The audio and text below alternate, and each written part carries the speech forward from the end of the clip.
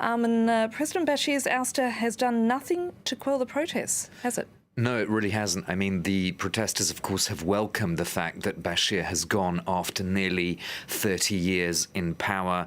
But the announcement that this military council would rule for 2 years, that was greeted with dismay in the streets. Protesters, of course, want civilians to be part of any transition. They don't want the kind of restrictions that the junta has already enacted, such as the curfew and the national emergency. And they want a path towards internationally monitored elections. That path would have to also involve major political reforms, a review of the constitution, and so on. And all that is very far from the reality today. One has to wonder, Annette, whether the generals have miscalculated, because even before that announcement yesterday, the SPA, the main protest group in Sudan, had said we need a genuine transition and with civilians involved.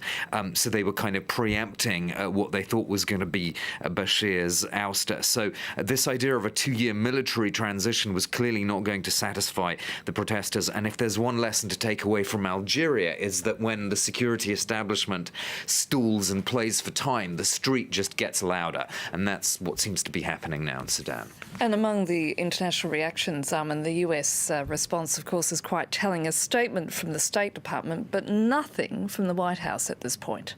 No, absolutely. Let's have a quick recap of some of the other reactions. So we've had the EU calling for a swift transition to civilian rule, as well as the US, actually. The UN is supposed to have a Security Council session on this crisis this Friday. France is one of the countries that requested that. The US position is interesting. You mentioned the US. That Washington was supposed to move towards normalizing ties with Sudan. Now it's in a tricky position because it still wants to engage with Sudan, but it can't really do that very easily if the military are going to be in power for 2 years. The State Department, as you said, put out a statement.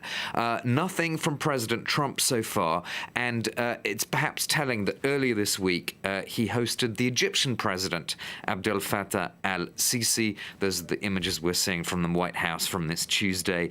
Perhaps sending a subliminal message there to protesters in Sudan that he's comfortable with authoritarian leaders rather than with Arab Spring-like movements that his predecessor, Barack Obama, had previously supported. Georgian, thank you.